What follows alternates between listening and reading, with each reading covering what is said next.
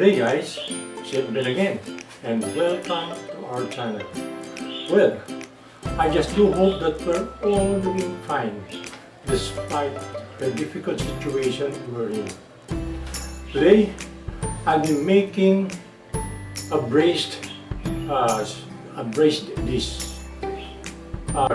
Braising is also a combination of heat cooking wherein there is browning, there is sauteing, and then there is simmering. Today I will make a drumstick, chicken drumstick braised in creamed brown sauce with some vegetables like rotten mushroom, green peas, and onions, and red bell pepper. Okay guys, the difference between braising and stewing, may I remind you again that in braising, the meat is either whole or identified that the particular part of the meat, while in stewing, the meat is either cubed or cut to pieces, small pieces. Okay. I will be using chicken drumstick, but feel free to change it to any part of the chicken. It could be chicken breast, it could be chicken whole leg, it could be chicken wings.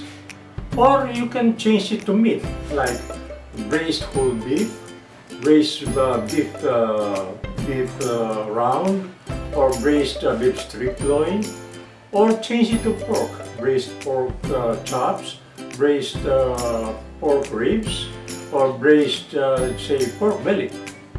So, just remember, for the sauce, you can braise it. It's either brown sauce, or tomato sauce, or brown combined with cream, just like what I'm doing today, or red combined with cream, or just combine the brown and then the tomato. That's it. You may also use wine, but remember, when you add wine, make sure to add it just after sauteing the onion, and then you have to reduce the wine to half of its volume before you add the sauce. And then bring to boil, add the meat and lower the heat and simmer. That's it. For cubed meat, it is stew. For identified or whole, it is braised. Got it, guys? By the way, for first timers in our channel, after watching the video, please don't forget to subscribe. So, without further ado, then let's start. Okay guys, these are our ingredients for our braised chicken drumstick in creamed brown sauce. Of course, our main ingredient is our chicken drumstick. And then for our sauce, our brown sauce, wherein we would be adding cream later on. And then for our vegetables, we have green peas, chopped onions, red bell pepper, and rat ear mushroom for purpose of color. And then to be seasoned by our salt and pepper, and it will be enhanced by pressed rosemary leaves. And then we need oil for the sauteing of our sauteing and browning of our ingredients. Okay guys, so now let's start. Okay, first we will season our chicken. We will first combine our salt and pepper here, and then season our chicken. Yes, on both sides. Okay.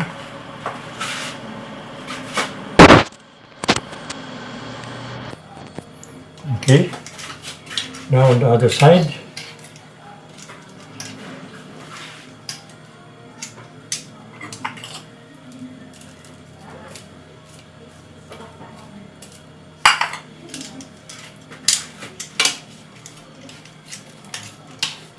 Okay.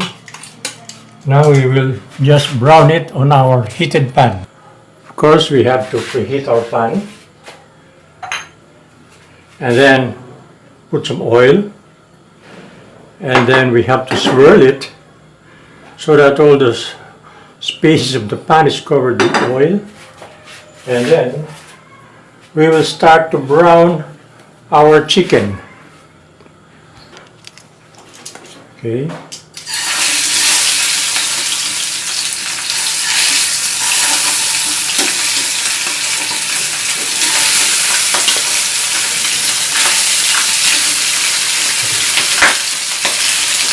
We have to brown this on all sides.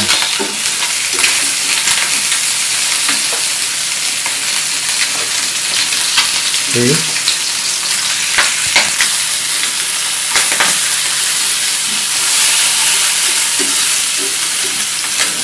The reason why we are browning this is to sear the sides of the meat, of the chicken, so that the nutrients would not come out while in cooking process.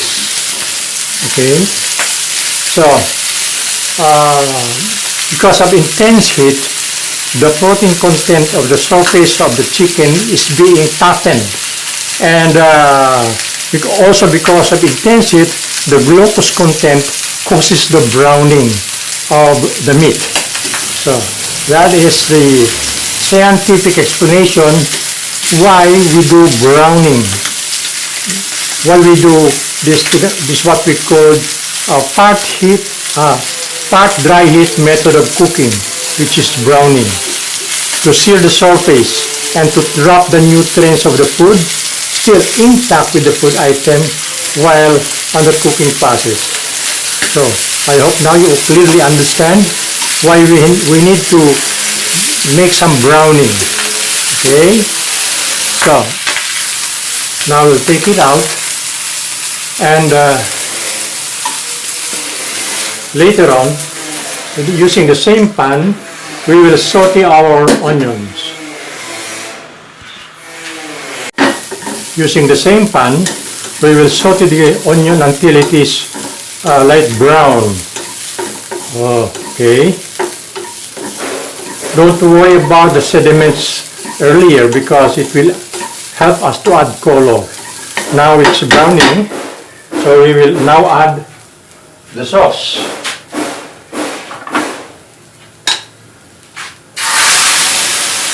Okay.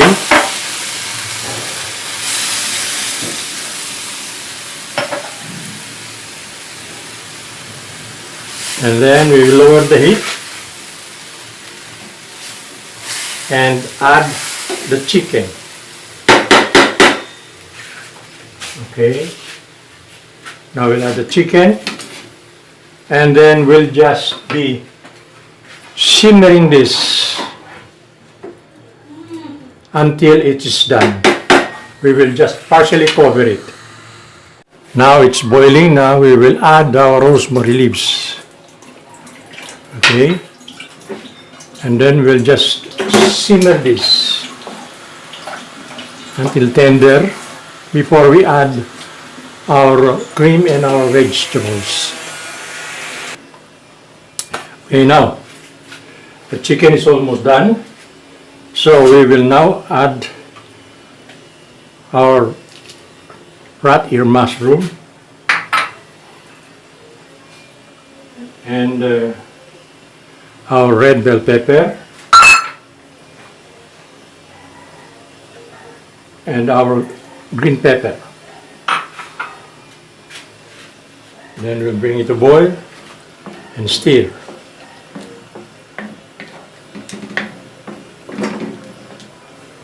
Okay. And then we will add our cream.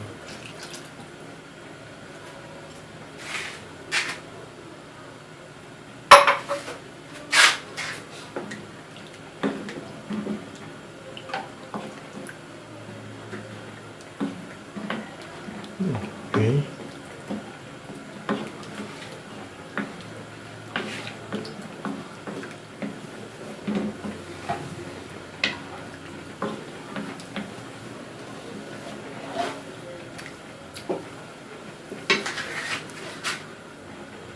And then we'll just bring this to boil, and then we will adjust our salt and pepper.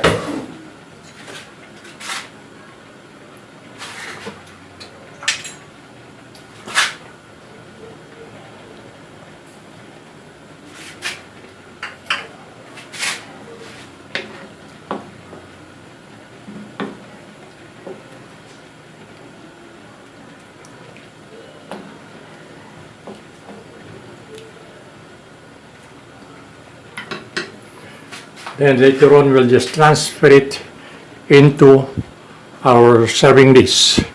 After simmering it for maybe another 3 to 5 minutes. And then we'll transfer it into our serving dish.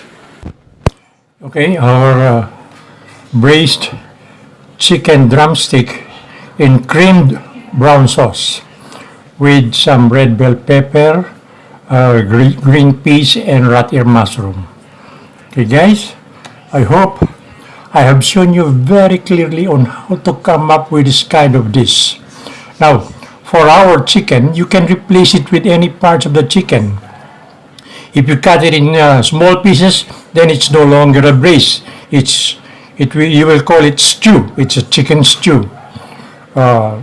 You can braise or stew it in creamed brown sauce or just plain brown sauce. Or you can even simmer it in tomato sauce or in tomato with cream or in combined brown sauce and red sauce, tomato, or combined brown sauce, tomato sauce, and cream. So that's how to cook it when it comes to cooking by the basic. You can replace your main ingredient, you can replace your vegetable, you can play with your sauce. You can use 1 basic sauce or 2 basic sauce or even 3 basic sauce and just incorporate cream. But remember, when you add cream, when you want to add cream and you want to add wine, use only a white wine for any dish that you want to add cream. But for this that you wanted it just red or brown, then you can use red wine. So that's it. But for the chicken, you can replace it with beef, with pork, with lamb, with goat, with kangaroo, with any ostrich. You can replace the meat. No? The procedure is just the same. There is browning, there is sauteing, and then there is simmering until done. And then add the vegetable that you want. Well, I believe that I have shown you very clearly on how to do braising. And for the particular dish that I have made, you may replace the chicken to beef or to pork. And you may replace the drumstick to any part of the chicken. That's it. For the vegetable, you may also replace it or change it with any vegetable of your choice. And for the sauce, you can also braise it with just plain brown sauce or just plain tomato sauce or combine the brown and tomato or with cream added. Yes, got it? And then you make sure to braise it slowly. Do not bring it to boil because intense heat it damages the nutrients of the food that we're cooking. Got it? So, by the way, for first timers, don't forget to subscribe. And by the way, thank you for watching. This is Chef Ben Casambon signing off.